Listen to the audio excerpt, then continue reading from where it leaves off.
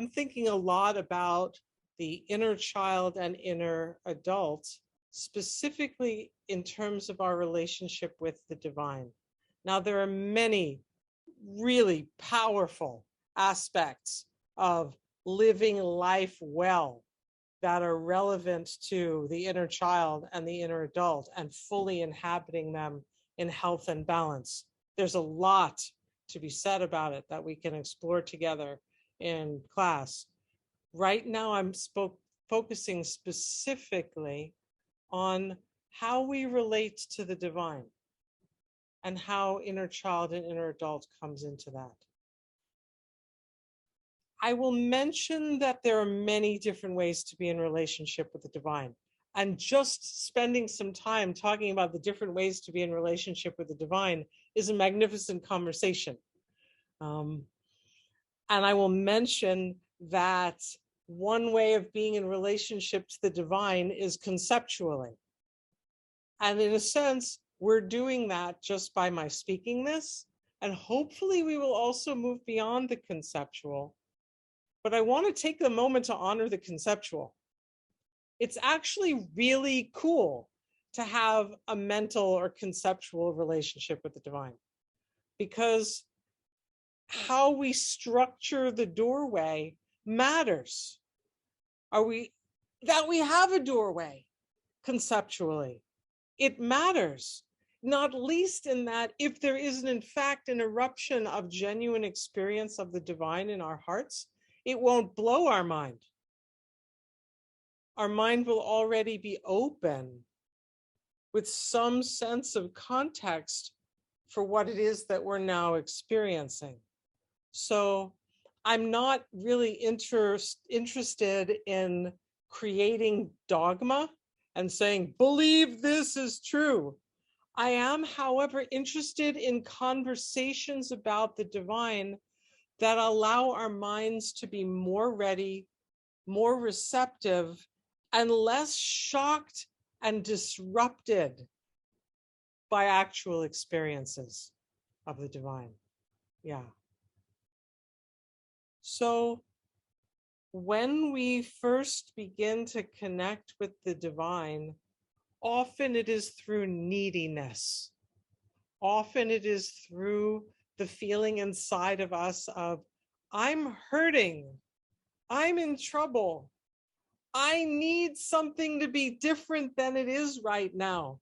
And we call out to the divine like a baby crying out, like a child needing to be taken care of. Hopefully not like a whiny, demanding child, because I kind of think that's it's not as effective with the divine as it's no more effective with the divine than it is with anybody else that you go to whining and demanding. However, the movement from trying to manage our outer world and get it to turn out a certain way to the turning of the middle world, the turning of our inner self towards the heart, which is the place that connects to the divine, through all of the doorways of the heart. This is a childlike turning, and it's part of the role of the child is to allow itself to be held, allow itself to be heard, and allow itself to be fed. There are a lot of people whose first experience of the divine is an experience of turning away from all that stuff out there towards the heart and making a good latch and doing something that's it's kind of like heart-to-heart resuscitation, but it's also kind of like nursing and just being like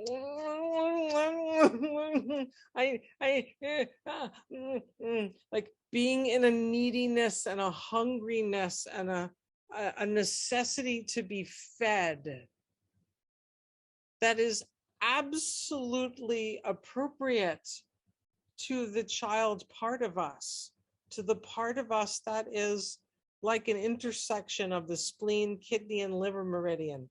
the part of us that really is about taking the deepest possible nourishment deep inside of us, the part of us that is about being loved in a recognition of our actual blueprint, our actual essence, our Jing, our this is who I am, and being fed and recognized deep into our capacity for coming forth, for growing. It's one of the most important things that a child does, is grow when well fed, when well recognized in its true nature. So turning to the divine for this, turning to the divine to be known and known well in our essence, turning to the divine to be nourished with the deep, deep food that goes all the way down to the core, and turning to the divine for the support with our next growth stage. It's a beautiful relationship, and we never outgrow it. Yeah, so that's the inner child. The inner adult in relationship with the divine is similar to the difference between drinking from the pool of water at the bottom of a waterfall and actually stepping into the waterfall. As the inner child is contacted through the front low body, the inner adult is generally contacted through the back body, and often a bit more in the upper back body. See if you can feel your giant wicker chair thrown behind you. Yeah. And when we're in that, we're not so much facing the divine needy to drink from the downpour. We're actually stepping into it and facing out towards the world, which when we're in that far, when we're actually in the downpour of the divine through the heart, we're in that layer where it's like the spine is going right through and the heart is bringing the downpour. We're looking out from there into the world, divine, as part of the divine downflow.